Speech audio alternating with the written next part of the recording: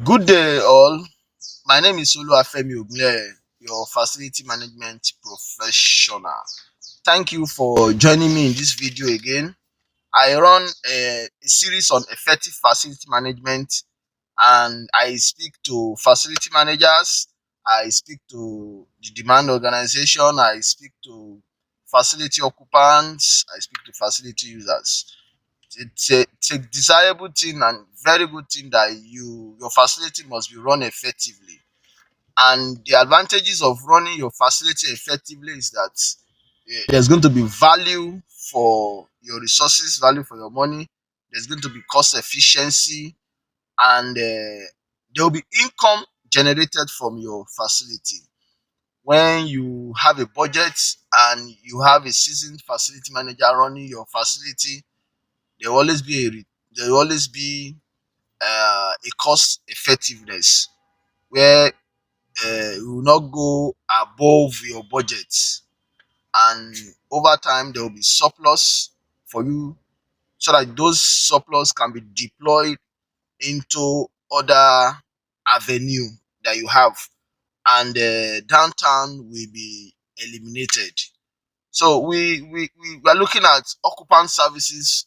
For some weeks now we have been looking at occupant services, how you can up your game in occupant services, how you can generate data to manage occupant services very well, how feedbacks from occupants can help facility managers to further manage their facilities very well, and safety too, and compliance with all regulations.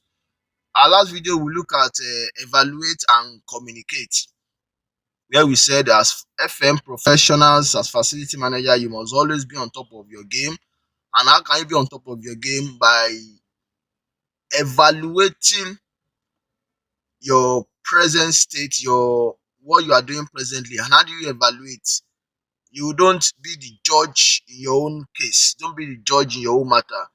You have to involve your end users, your occupant, the users of your facility.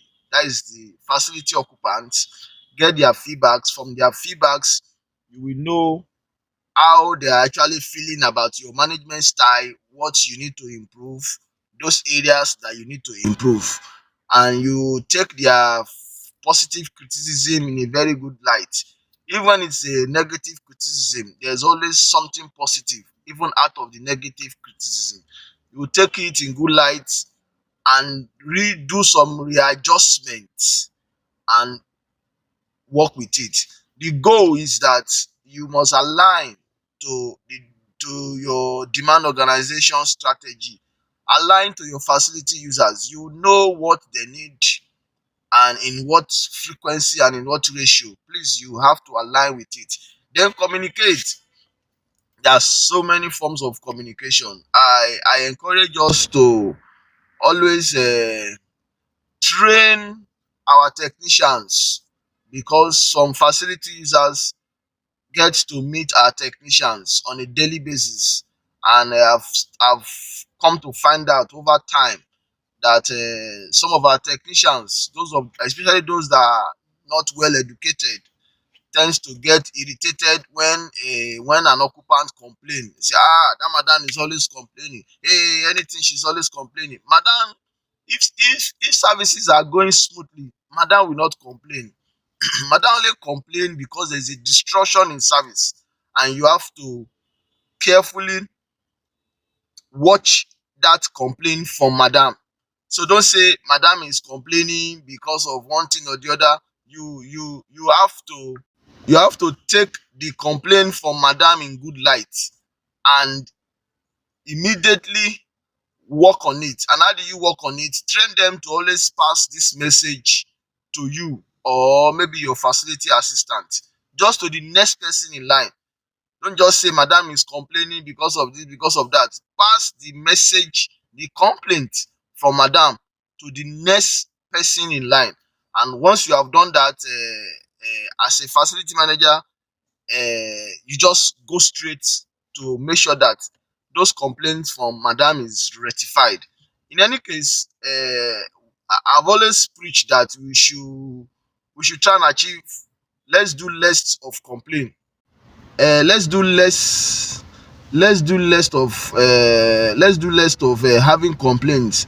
By the time we have our activities cut out properly, our maintenance plan cut out properly, your assets has been cut out properly, your maintenance frequency has been cut out properly, you will see that complaints will be eliminated to the barest minimum.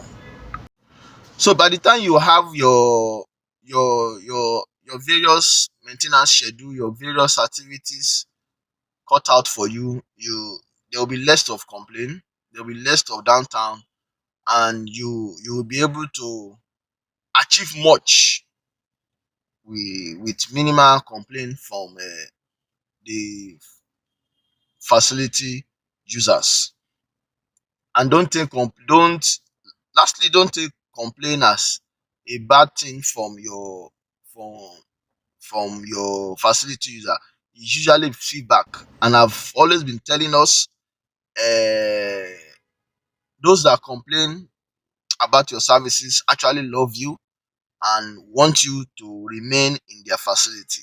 So if I also be you, I'll take their complaint in good light, I'll quickly act on it, and I'll make sure that that complaint is no more. And I'll also make sure that other complaints that will come in the nearest future, I will have tackled it. That is being proactive. We are trained to be proactive, not to be reactive. You know that things as FM, we see things very easy. I know that this equipment works for me every day, and I know from the manufacturer's recommendations what I need to be doing, not to do and stop is different from to be doing. What I need to be doing, at what frequency, and the service specifications, not just doing. There are some service specifications and service level that I must do, either me or an outsource vendor. So I don't stop. I will continue to do it. If I stop, that means in the nearest future, which is very, very soon, I'm expecting complaint from the user of that equipment. So if you don't want to entertain complaint at all, you stick tight to your planned schedule. And if you don't know and you don't have, I will encourage you to get more knowledge on how you can set yourself up to run your facility on autopilot. That's my own. I want my facilities to run on autopilot. Autopilot in the sense that they are all seamless, smooth. And how can it be seamless, smooth? Is an investment of over time. What you have done over time, being careful. Number one, you if there's no asset register, you start with your asset register. Then you look at your facility condition assessment. That is the present state of your facilities. All the assets in your facility, you get their present state. Then you get the manufacturer's recommendations for maintenance for all of them. Then you divide your asset into the various maintenance strategy.